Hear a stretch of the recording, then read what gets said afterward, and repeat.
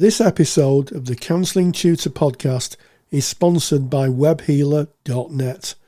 Webhealer are the go-to provider of websites for private practitioners in the UK. Established for over 20 years, Webhealer offers a non-technical and fully supported service to help therapists grow their private practice. Just one customer from your website each year pays for their services. Go to webhealer.net and use coupon code CT100 for their £100 off their Do It For Me service. Welcome to the Counselling Tutor Podcast, the must-listen-to podcast for students of counselling and psychotherapy. Here are your hosts, Rory Lees Oakes and Ken Kelly. Hi, I'm Rory, and with me, as always, is Ken. How you diddling, Ken? I'm doing well. Thank you very much for asking, Rory. Hopefully you are doing well too, Rory. And of course, both Rory and I hope that you listening to this are doing well as well. You've joined us for the Counselling Tutor Podcast. It is episode 239. We got 3 topics that we love. We hope that you'll find interesting. We're starting off with what we call theory and practice, where we take theory that we learn in a classroom or a textbook. We look at how does that act when it comes into actual practice. Sometimes from the book to actually in practice, Rory, I guess it changes slightly. And the theory that we're going to be looking at today is the theory of the fully functioning person. This is a person-centered theory developed by Carl Ransom Rogers, and we're going to be looking at how does that show itself in the real world. We then go on to practice partner, where we recognize that many run a private practice or have a private practice that they do for additional income alongside a job, and it can be tricky. It can be tricky, or maybe you're thinking of starting one. Practice partners, where we delve into all things that are private practice in the hope that our conversation will stimulate some ideas for you. Today we're looking at getting the best from a directory listing, and this is a follow-on from our last episode where we spoke about where we can kind of get clients from, and one of the areas is of course directory listings. So we're going to dive deeper into that. We're going to share some really good tips with you of how to get the most out of your directory listings, get them seen by your clients, get those clients to get in contact with you. And then we go into practice matters. Rory, today interview with Barbara Pidgeon, breathwork for counsellors. Yes, absolutely, Ken. And that's really worth waiting for. But we start the podcast with the good life and the fully functioning person. I think it's one of those interesting terms that we hear, certainly as students, and I found myself talking about when I was a lecturer. But what does it actually mean? What is a fully functional person? How does that kind of move into practice? What does it look like?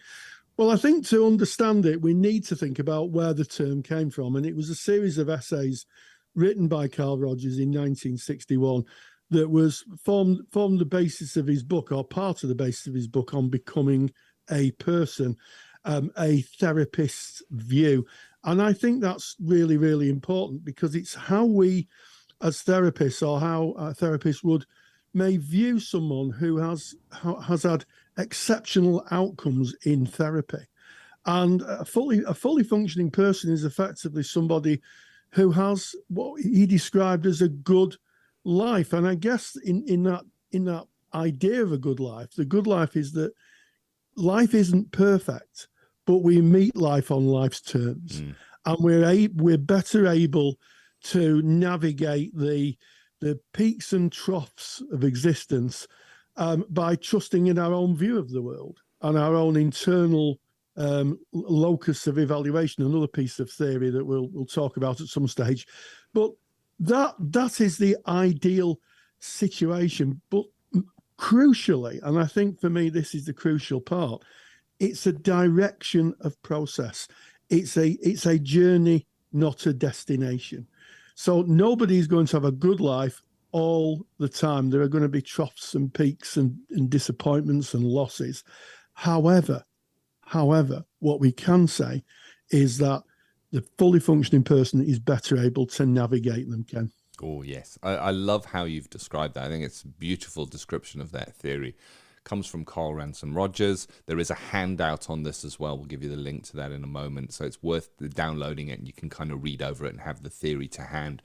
That fully functioning person, I think it forms quite a large part of Rogers's work. It's kind of, if you look at the 7 stages of process, he kind of indicates that a person might start off with a very narrow view, and all problems are everyone else's fault. It's the world's fault. The world is against me. It's them against me.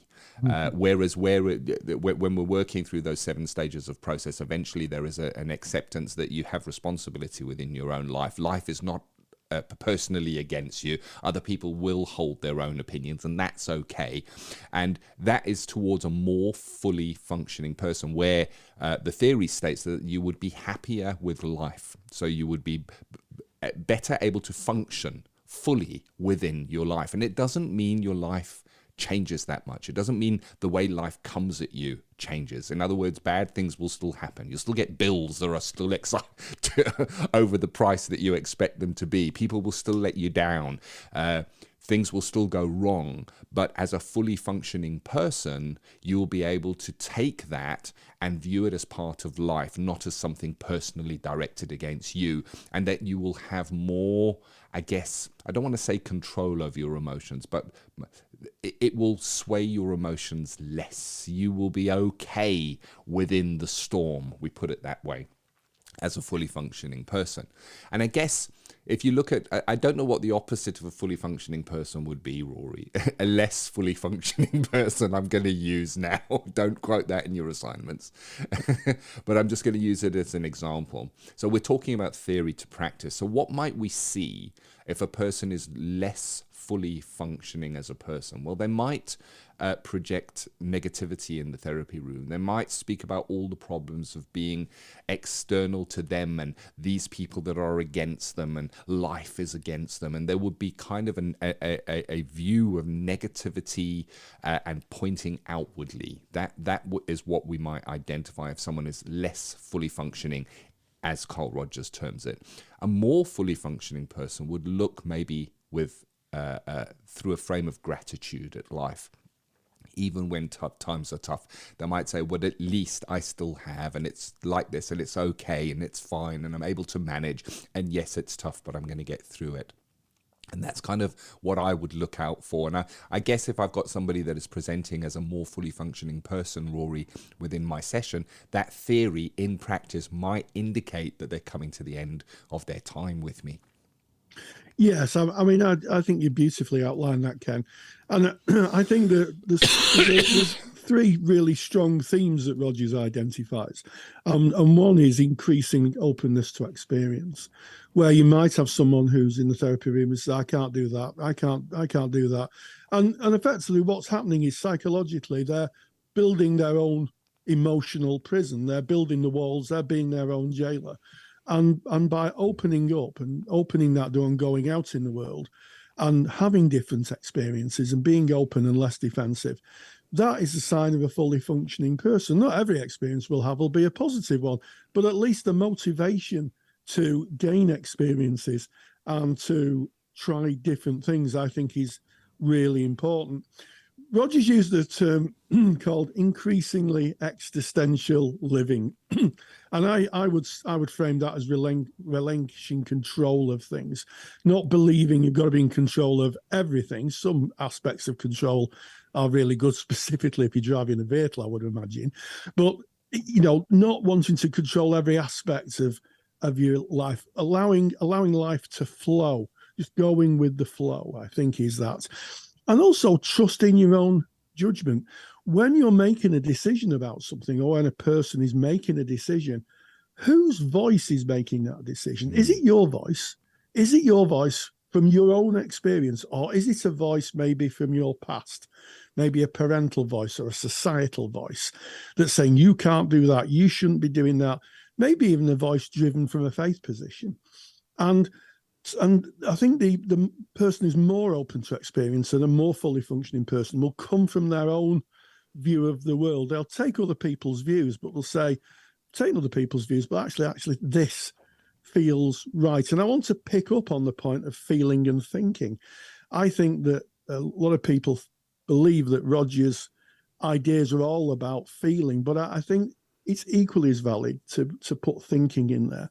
Yes, to have a feeling about something, but to check it with a thought and saying, this is how I feel, but what's the evidence that would support that feeling? And that way, I think you're creating quite a good balance, Ken. I think that you're right there, or I like it. It's interesting for me when we look at the theory and we kind of look at how that might present in practice, and then you start seeing the intertwined theories. So you speaking about whose voice is it, whose opinion is it that the client may be bringing, and of course we can look at this in our own lives as well as part of our self-development, because as you've beautifully laid out, Rory, this is not a destination. It's not you wake up in the morning and you go, right, that's it. Now I'm a fully functioning person. What am I going to do next? It is a process. It's a way of living. It's a way of being, I guess, as Carl Rogers would mention. It's how you approach life and how you see life. And if we look to the other theories like introjected values, in other words, the values of others, and we've covered these in previous episodes where we've taken that and looked at how does that theory link into practice. Those conditions of worth, where you're acting from an external locus of evaluation. It's other people. If they say you're okay, then you're okay. That is a less fully functioning person. The fully functioning person looks definitely externally for advice and guidance, and then measures it against own experience and makes a decision and is non-biased by that advice or guidance, as opposed to somebody that may go, oh, what do you think I should do? And that's the only option, the opinion that comes in from somebody else. A fully functioning person is open to the input from others, but then considers that and matches it against who they are, what their values are, what their experience are, and what they feel that they should do in that moment. And I guess it's an interesting one. In my own personal, I guess, self-care routine, part of that for me is meditation, just sitting, being quiet. And that I find helps me with the emotions that come up within the day. So you're speaking about the thinking, you speak about the emotions, and I think they're, for me, definitely intertwined, because I will have a thought. The thought will then trigger an emotion. That person doesn't like me, and then all of a sudden, hold on, now I've got an emotion that is coming up. So they're very much intertwined, not easy to separate. And I find that taking a little bit of time to be quiet in the mornings, my emotions are less turbulent, I guess. And I feel, for me, and this is just my opinion of my life, I feel that makes me a more fully functioning person. Not fully functioning, just more towards the fully functioning side. Yeah, I think it's interesting how we build that into our daily routines. For me, I think it's about engaging with things that work and things that don't work. When you're a fully functioning person, you're making your own decisions, and the only person you have to look to if those decisions don't play out or don't result in what you hope they would be is yourself. And I think on that reflection, when you're looking in that kind of emotional mirror, is to welcome both the positives and the negatives as part of that journey. Not everything that we will do in our lives will end up in a positive way, but we see them equally. We see that, when we do something that's worked very well in our lives, we go, that's great. When we see something that hasn't worked, we say, well, that's not so good, but what can I learn from that? And like you, Ken, I can spend a good half an hour to an hour with my mug of tea, peering out the studio window, looking at the clouds, reflecting on that. And I think that is an important point. We need, as human beings, time to process our experience. And I think there's no better way, as Ken said, of taking some time. Ken calls it meditation. I call it looking out the window with a cup of tea. I think probably both equally as valid and probably the same thing at the final analysis. But the fully functioning person is someone who's moving towards, they're not getting perfection. They're just moving along, doing the best they can and living and meeting life on life's terms. I like it. I'm glad you brought this topic, Rory. And I wouldn't want to leave the topic without kind of pointing at and recognizing something that you've said again and again, and it's kind of been like a little beacon that's glowed up through this, in that being a more fully functioning person means taking responsibility for your life. Not looking to people, places, and things external to self and saying, I am as I am because of that. It's a responsibility. I'm saying, I am who I am because I am me. And yes, of course, we cannot ignore that we've all traveled a road. We have all traveled the road. But there's a lovely saying that I once heard: the wake of the boat does not push the boat forward. It's the propeller that pushes the boat forward. So standing just looking at the wake behind the boat and saying, oh, it's so bad because it was like that, there isn't responsibility in that. It's kind of a blame. It's a pointing out. And it's not to say that we don't have clients that travel a horrendous road. I mean, we go along those paths with them.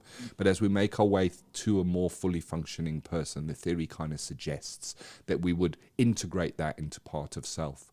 I look back on my own road, and it was dark and it was bumpy at times and it was really lonely and cold at times, very isolated at times.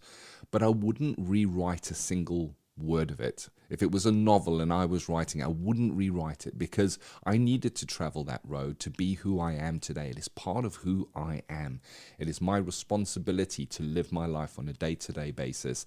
And I guess when we see in clients, that the easy way is to point external to self. It's like this because of my job. It's like this because of the life I lead. If you had a partner like mine, then you would understand that it's like this. And it's not to say that the person is not going through difficulty and that we're not there with them through that difficulty, but it just is an indication, I guess, of the problems being externalized as opposed to the responsibility of being embraced of I hold the responsibility for this. I think it's a tricky one because we're speaking about that fully functioning person, and with it being a like you say, it's a direction we move in.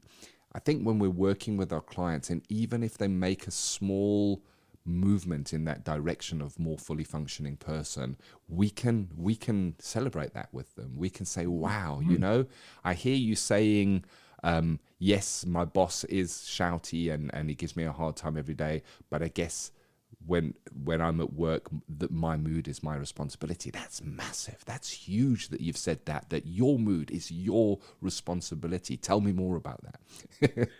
Yeah, absolutely. Or even the day the same client comes in and says, I've quit my job. Yes. Yes. I've quit my job and I'm going to find a new job and take control of my life.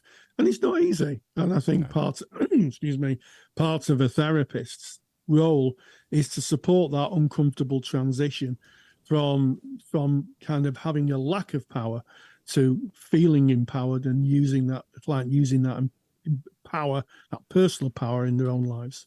So get the handout, Fully Functioning Person, Carl Rogers, and The Good Life. It's a lovely little handout. It's free of charge. Where do you get it? Well, you go to counsellingtutor.com. That's our mother website.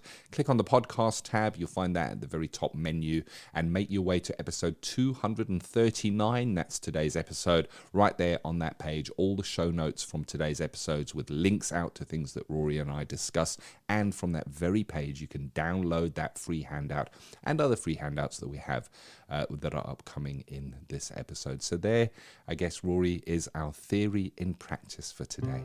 Theory to Practice is proudly sponsored by counsellingskillsacademy.com. I'm Ken Kelly, and I've got a real burning passion for counselling skills. I've built training that takes the doubt out of using counselling skills. You get to see the counselling skills used in real live sessions by a qualified therapist. Full sessions, real material, real counselling skills. To find out more, go to counsellingskillsacademy.com.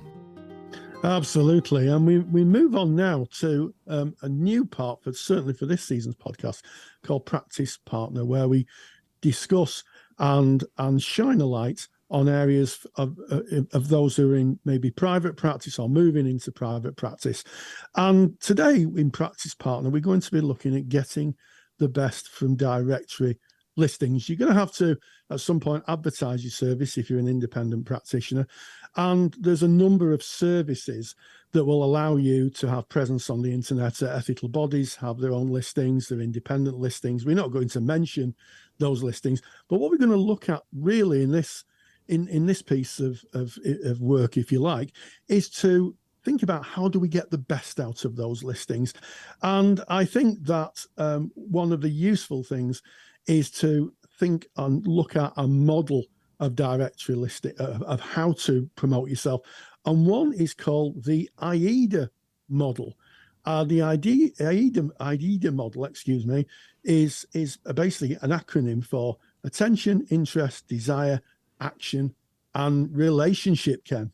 Yeah, it is. So I guess we're talking about getting clients, and it's a follow-up from our last episode 238. So you can go listen to that if you didn't hear the grounding for this. And of course, directories. The reason I say it's supervision directory is because the document that Rory and I are working from is one of the documents that we have is a kind of a training document for those that join our supervision directory that we have in Counselling Tutor. So the directory listings are a great way of getting our offer in front of a client, but not all directory listings are equal. You're in a crowded marketplace. I think we need to acknowledge that. You're on a directory with maybe thousands of other practitioners. How do you stand out? How do you grab attention? How do you get that potential client to look to you and go, I want to take action. I want to reach out and start a conversation with this therapist. And Rory, you mentioned the AIDA model. Now, the nice thing, I guess, in business is when we're looking at business, we don't have to reinvent the wheel. The wheel's already been invented.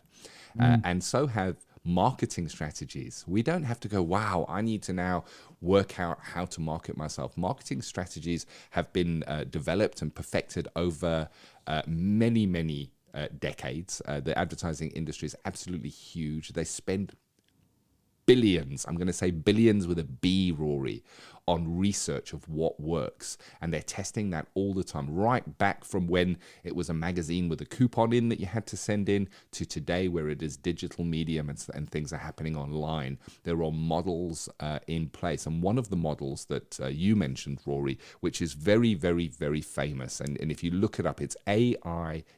If you go online and put in AIDA marketing model, you'll see a whole description of that. And of course, we've got it in the handout as well that we'll give you for this episode. And the AIDA model suggests that good marketing strategy is number 1A is to get the attention of the person. If you don't have their attention, then there's no way that you can engage in any kind of a conversation with them.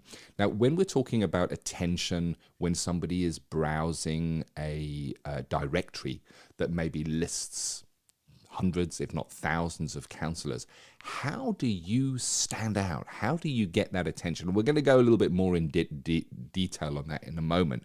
Is there a way that you can stand out to that person and get their attention? Because without their attention, if they don't look at your listing and click on it, they're not going to get in touch with you. So without the attention, we lose them. They just move on to somebody else who does catch their attention. The next one is interest. Once we've caught their attention, and it may be that we are one of many that have caught their attention. Maybe we're now one of 10, but at least we're no longer one of 1,000. The next thing is the I in AIDA, and it is we need to get their interest. So I've got your attention. Now, I can have my attention grabbed on Facebook, for example. Rory, I might see something flashy and go, well, what's that? And as soon as I read it, I might go, no, that's not for me, and scroll past. Why? Yes, it got my attention, but it didn't get my interest. No. So there's got to be something that gains my interest, that kind of starts a conversation with me and shows me that I'm going to get something out of giving more of my attention. Because that's what we're asking for in a directory. You're vying for the attention of the person that is browsing through that directory. So we've got the attention. Let's say we put in some wording that's going to gather the interest. The next one is the D. We need to create a desire.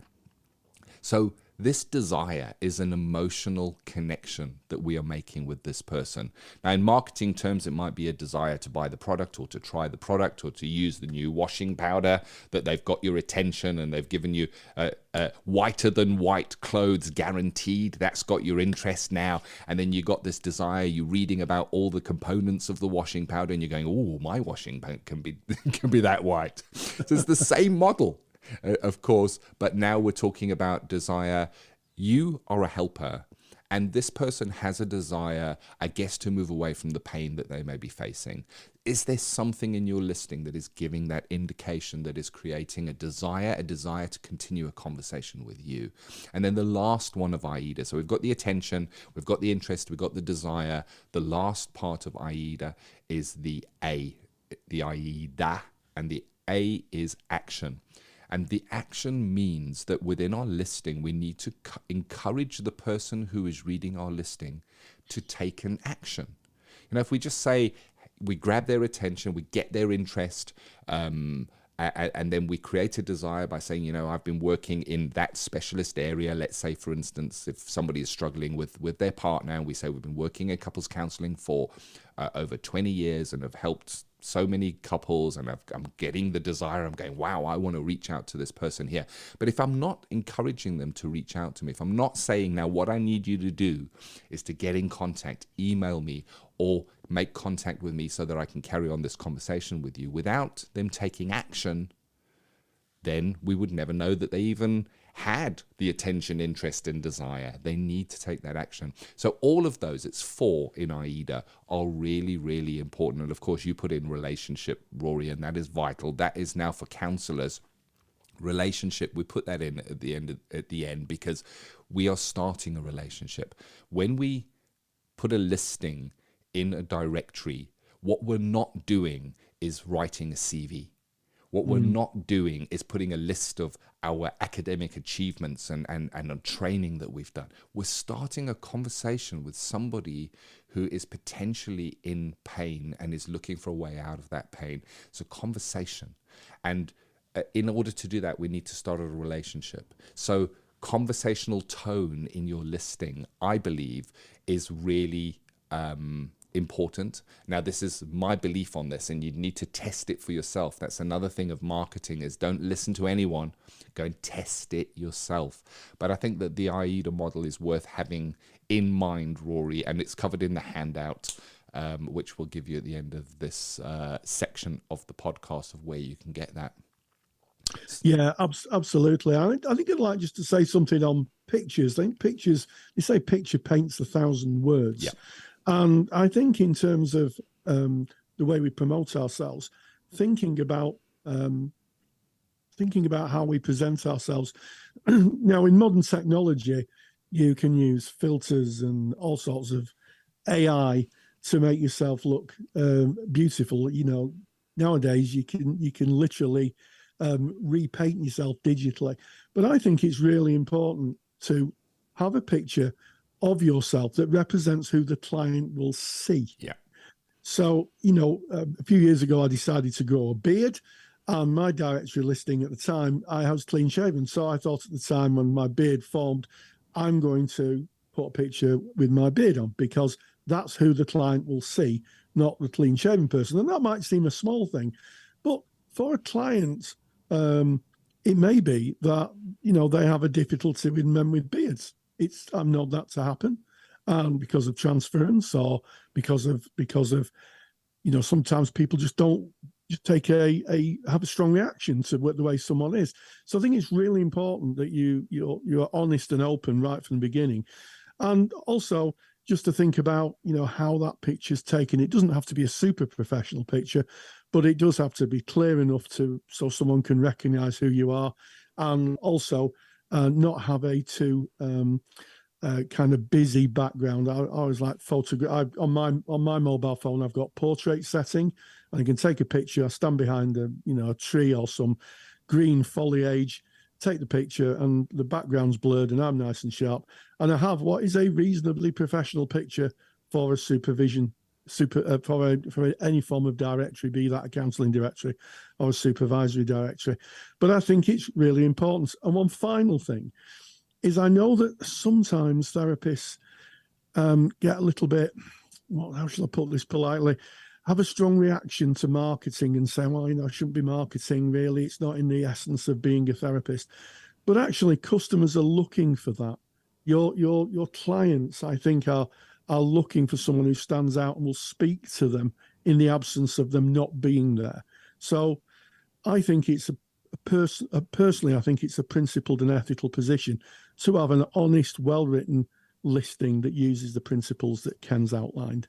Yeah, just going to the AIDA model that we started with, it's based in psychology, it's based in behavior. It's based in the same principles that we learn and study when we're learning to be a professional helper. We learn about how people think and act within certain situations. And the advertising world, I guess, has put their research into how people buy, how people consider buying things. And AIDA is tried and tested and used in every single industry. And you're speaking about the picture, Rory. The picture is part of the A for attention. Yeah. So if you're scrolling a directory, and here's what I suggest you do. Go to a directory where you list yourself or where you are thinking of listing yourself. Go look up your area. So go in, and very often in a directory, there's a pop in the area that you're looking in.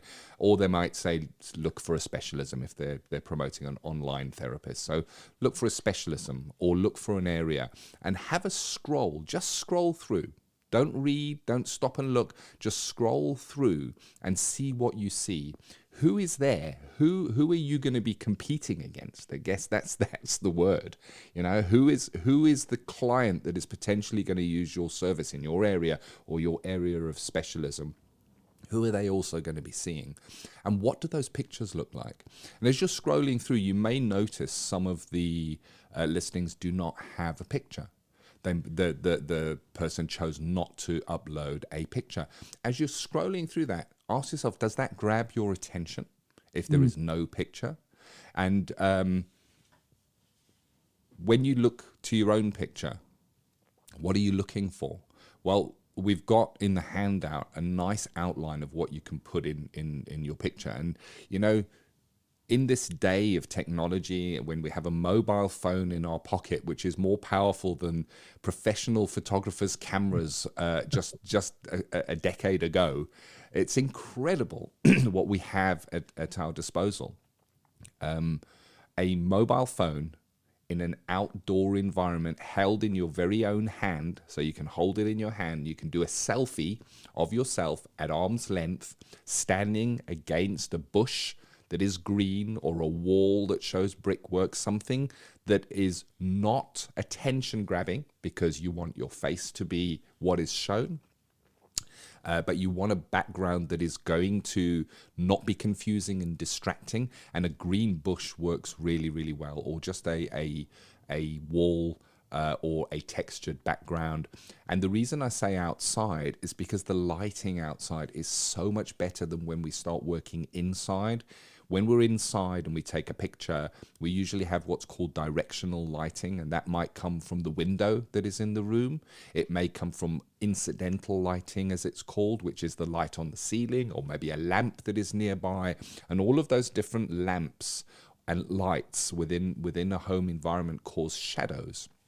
We get shadows on our face. We can get shadows under our eyes. And all of that goes away if we go outside where we have a more even light. And Rory, I know that you have a little bit of a passion for photography. Rory's been a hobby photographer for decades now. And I guess that you would back me up on this, that a photographer will spend a lot of money on getting equipment that will give even lighting. They use soft boxes, and within studios, if you have a look, they have these massive big lights with these big white sheets in front of them. That is to take the shadows away. And you can take the shadows away by walking outside your door, standing in front of a bush with your phone and take a picture of a camera. So there's a great tip. It really does give a beautiful, well-lit photo. And then I guess when you're looking to edit that photo, you want to crop it into a square. And it's really easy to crop a photo on a phone. You can actually do it within your phone. You want it square. You don't want it in the format that your phone is going to give it to you. And the reason for that is when you upload it to the directory, directories generally will have a square holding place for the picture. And if you upload a image that is not square, it can stretch your picture slightly. It can either make it wider or it can make it longer, and it will alter the way that you look. It makes you look not 100% natural. And that's something else you might see when scrolling through the directory. So take it outside. Use a mobile phone, take a selfie at arm's length, make sure your background is not distracting. A green bush works really well, or just a brick wall or something like that is non-distracting, and a nice warm look on your face, nice even lighting, crop it into a square, and that will go so far in getting that A in AIDA, that attention, Rory. Absolutely, and the photographer in me, Ken, is pushing to promote the fact that if you are going to take a picture outside, we talked about soft boxes, these big white boxes you see in studios with lights in that soften the light. If you are outside, actually the best time to take a picture is a cloudy day. A cloudy day that's sunny, so the clouds act as a softbox, and it softens the light. So anybody who's taking a picture at the height of summer where there's no clouds, notice there's lots of shadows and people have bags under their eyes because the sun is reflecting off the top of their head. Find yourself a sunny autumn days are usually the best, to be honest. And you can stand under the sun using the clouds as a softbox, and it shows a lovely even light. And if you can, try and do it at about lunchtime. Noon is always a good time when the sun is highest, and just take your picture there, and you'll find that you'll have a lovely overall lighting. That's my top photography tip. Thank you, Rory. And we're going to leave it there for today on directory listings. Now, we are going to pick this up again next week. And the reason we're kind of putting a pause in it is because there's quite a lot to cover. So all we've really done is outlined the AIDA model for you.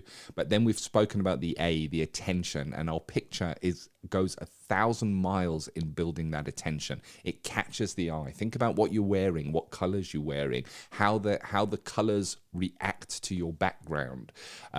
So my daughter has got red hair, Rory, and when she wears a mustard yellow, she really pops. It just works with her hair. Mustard yellow just really works with her hair. So it's about thinking, what are you wearing in your picture? What's going to create that attention and show the warm, kind person that you are. We're not trying to be professional. We're not trying to be clinical. Remember, we're starting a relationship here. We want to come across as kind, warm, understanding, approachable within this picture. Maybe a slight smile. I wouldn't go too much on a smile, because traditionally the person looking at that photograph may be in a difficult place, and that they themselves are not smiling, and we want to have an empathic connection even at that early stage as they're looking through and we're forming that attention. So maybe just the slightest of upturned mouths or an approachable look. And then next week we're going to think about the headline of your listing, and we're going to start looking at the paragraphs of your listing and what you can do within that to make yourself stand out, to grab the attention with your picture and your headline, to get the interest in how you write, to create the desire within the client to take action to reach out to you, and all the while forming that relationship. Yeah, so if you're interested in developing your professional profile and want to talk to other people who may have gone down the same path and meet up and discuss what worked, what didn't, then why not join our Facebook group? All you do is go to Counselling Tutor, or go to Facebook, type in Counselling Tutor. We're a closed group, knock on the door. Our lovely moderator will let you in, and you can join thousands of like-minded people. We have students, we have qualified colleagues who are in private practice, we have tutors, we have supervisors, all talking about the world of counselling and psychotherapy. So knock on the door, come in, join the party, ask your questions, and you may hook up with some interesting people who can help you on your listing and a private practice journey. Indeed. And we have a handout for today's practice partner. It covers the AIDA model. It also covers the basics of taking a photograph and constructing a listing. And this handout is relevant for today's episode and next week's episode. And you can get that by going to counsellingtutor.com. That is our website. Click on the podcast tab, go to episode number 239. That's today's episode. And right there in the show notes, you will find the download for listing in a directory. There we have it. So backing out of that and putting it on pause until we pick it up next week with headlines and paragraphs that we might write in a directory listing that's going to get us those clients. And moving on now to Practice Matters, Rory, where we look at an element of practice. Maybe a presentation that we may see, or it may be something that we can work on ourselves as practitioners. And you did an interview, Rory, with an expert who did a lecture both in our Counsellor CPD library, and I believe the lecture is also available to our students in our counselling study resource. We sometimes let the CPD lectures in there for the interest of our students as well. And it was Barbara Pidgeon you met up to speak about breath work for counsellors, Rory. Absolutely. And, I think it comes as no surprise that breathing is an important part of the human condition, but it becomes a more focused part of our practices when we're talking about regulating ourselves in stressful situations, or regulating what's sometimes referred to as the polyvagal system, our nervous system that regulates our ability to work through traumatic situations. And breathing and correct use of breath is very, very helpful technique, both for ourselves as therapists in terms of our own well-being, but also to help clients who may be going through a very difficult situation to be able to regulate themselves if they become disassociated or overstressed.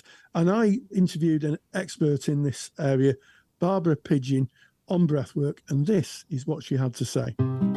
Practice Matters. The National Counselling Society is proud to sponsor Practice Matters. National Counselling Society are really excited to have launched their Children and Young People Therapist Register for counsellors working with the younger age group. To find out more, visit nationalcounsellingsociety.org. nationalcounsellingsociety.org. We welcome Barbara Pidgeon, who's done a fantastic lecture on breathwork for counsellors. So first of all, Barbara, thank you so much for joining us. Thank you, Rory. It's good to be here. Now, I think we can all agree that breathing is important. As humans, we need to breathe. But absolutely. I'm guessing, looking at your lecture slides, that sometimes we may take it for granted and don't understand the significance of breathing. Would that be true? Absolutely, 100%. I don't know if I mentioned this specifically in the video, but I think it's so interesting, that we can go without food and water for fairly long periods. We can only go without breath for a couple of minutes, and it's the most vital life force. But if you look at in terms of what we know about each one, most of us know least about the most important thing, breathing. So we can't do without it for long. Yes, and it's very true. I'm looking at your slides. We can last, 3 or 4 minutes without breathing. We can last 3 or 4 days without water. Maybe 3 or 4 weeks without food. Yes. So breathing is really at the top of the food chain, isn't it? We need to be able to breathe. And what I found fascinating, just looking at the lecture slides, was you said that correct breathing and paying attention to breathing can have such an impact on our well-being. Absolutely. Yeah. I mean, how we breathe really matters. It's important.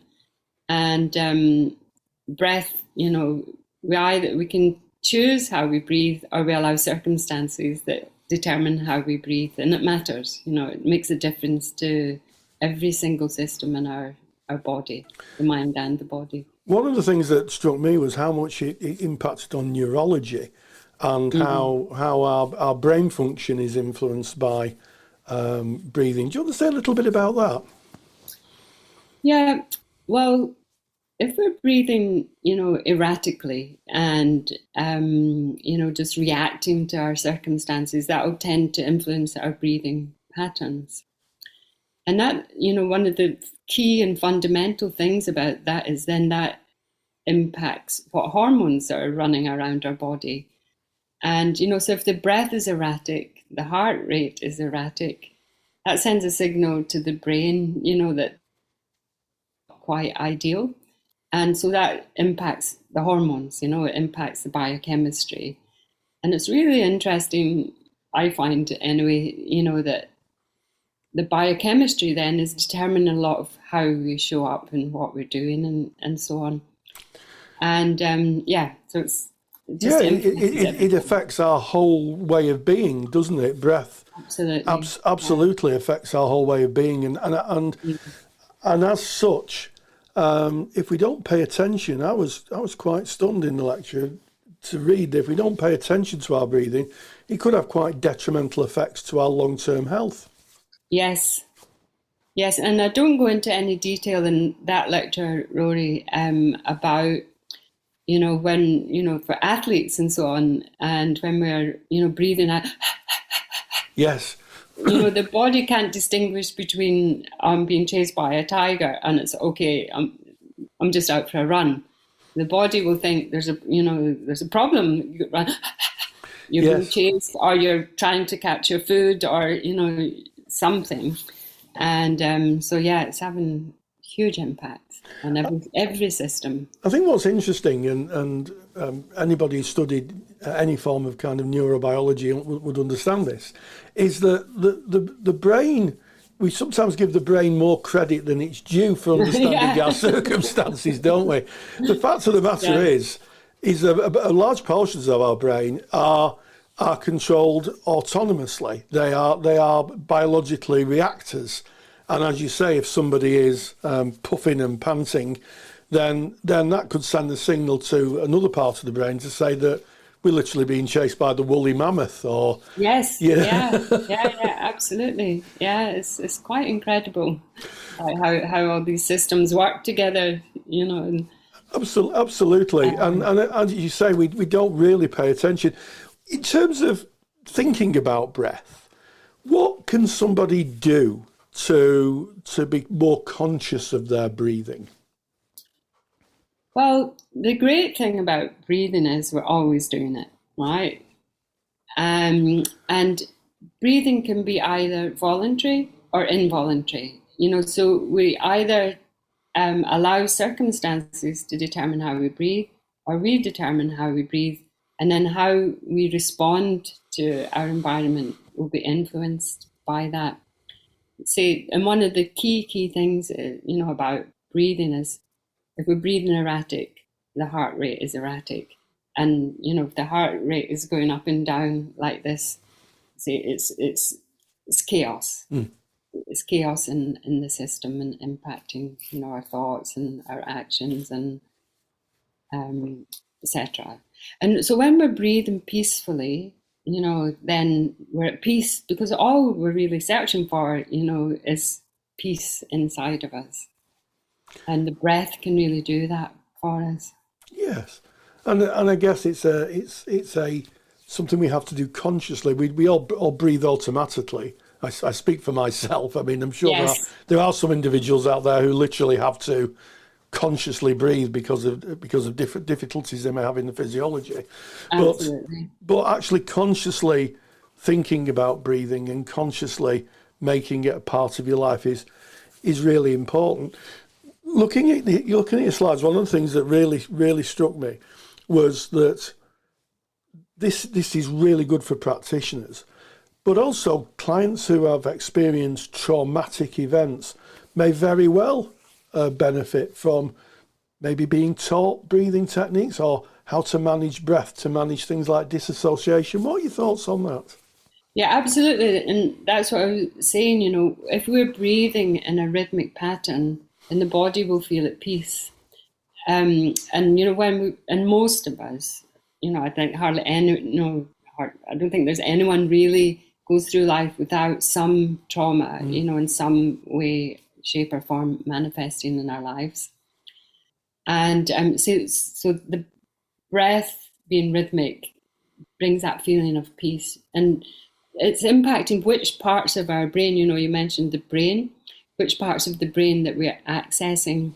And this erratic breathing will shut down this modern part of the brain, the prefrontal cortex, and then we're over here in the amygdala, like the hamster on the treadmill, where we keep reacting in the same way, even though we know that that's not an ideal circumstance. But, the neural pathways are wired, and we get into these habitual patterns, and they've kept us safe, Yes. And ultimately, that's the bodies and all the cells in the body are trying to survive. And so, okay, we've survived this long, so keep doing these patterns, even though we know they're not ideal. But yeah, so when we don't shut down this part of the brain, we're more emotionally intelligent and we're more responsive rather than reactive. Absolutely, and I think that sometimes it's mindful to consider that our brains haven't developed all that much since we kind of evolved into humans, but our society's evolved a lot faster. It's a lot faster. Yes. So we're still basically we have the same physiology as those of our ancestors who may have been chased by woolly mammoths. And please, no letters in the postbag to say that woolly mammoths existed long before humans. I'm trying to use a visual analogy there. That's a good one. But our bodies are pretty much the same as they were, thousands of years ago, where we lived in tribes and lived off the land. Yes. So I think it's really interesting. You talk about the front, and you touched your forehead there, where the frontal cortex is, the prefrontal cortex, where we live effectively, isn't it?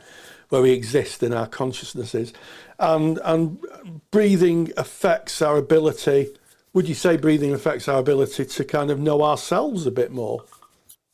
Yes, we definitely get to know the self much more, because when we're in this erratic pattern, we're not conscious of ourselves.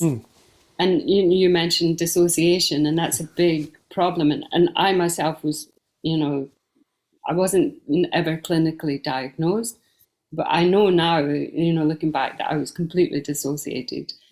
And my mind and body were basically different entities. Yes. So I wasn't feeling, our body's taking in information, from the temperature, from the light, from the sounds, from the smells, and so on. And, we get just disconnected from all that. But the body's still feeling things and still processing things, but we're not aware. But the breath brings that awareness into ourselves. Well, I think that's no better place to end this interview. Just finally, for those people who watch your lecture, what hope do you have? What takeaways do you hope they'll take from it? Well, breathing is, say, our vital life force. And to be aware of that and to realise the importance of breath, I think, is number one. Number two, I would say, is that we're always breathing. And we can't say we don't have time for breathing. And to realise, like mindfulness and so on, we think we have to go and sit somewhere and people get uncomfortable and so on. But we're always breathing. So be aware that we can do it anytime, anywhere. And, so like even now, while you're speaking, I'm aware of my breath. And so I've become, habituated now to regulate my breathing. So just by, and I have a little bell that goes on my phone, every hour or so to remind me, how am I breathing right now? So number one, be aware. Breath is a vital life force. Two, we're always doing it, and we can check in with our breath, and then we get into a new way of breathing. And then three, to realise how important breath is, and it's impacting every single system in our body. And connecting with our breath, we can be at peace within ourselves, because ultimately that's what we're looking for. And so we become habituated to look at things outside of ourselves to bring that peace. Like have the cake, have the chocolate, whatever it is that we give, which we think gives us peace. But really, the breath can bring that peace for us. As with lots of things in the world of counselling and psychotherapy, the answers are within us. So 100%. Yes. So on that, I think we'll both take a breath at the end of this podcast and at this interview. Barbara Pidgeon, thank you so much for joining us. Big thank you to Barbara Pidgeon for that interview. And thank you, Rory, for reaching out and speaking to Barbara, bringing us that information. And of course, if you liked what you heard and you want to get more information, Barbara did do a full lecture for us, and that is available if you are a member of our Qualified Practitioners CPD library. You can log in and that is there for you. If you are a member of our counselling study resource as a student, you can log in. That lecture is also available to you. And if you're wondering what am I talking about the CPD library or the counselling study resource, and you're not a member, well, you can find out more by just going to counsellingtutor.com. All the information right there on the homepage. This has been Rory, episode 239 of the Counselling Tutor Podcast. And we started off with theory and practice, and we discussed a interesting, if tricky, bit of theory, The Fully Functional Person by Carl Rogers. Going to be very useful, I think, for those people who are writing case studies or talking about person-centered theory in general. And then in Practice Partner, we talked about getting the best from your directory listing, talked about the AIDA model and the techniques of writing very persuasive and informing and engaging content for directories. And then finally we moved to Practice Matters, where we had an interview, or I interviewed Barbara Pidgeon and talked about breathwork for counsellors. And as always, stay grounded and stay safe. If you're a qualified counsellor or psychotherapist, then why not check out the Counsellor CPD Library? Stay current with your CPD requirements with over 150 hours of academically rigorous, on-demand lectures you can stream to your device. Joining Counselor CPD will expand your skill set to create a more specialised, highly rewarding practice. For more information on the Counselor CPD Library, visit counsellingtutor.com. Thank you for listening to the Counselling Tutor Podcast. Find the show notes for this episode on our website at www.counsellingtutor.com.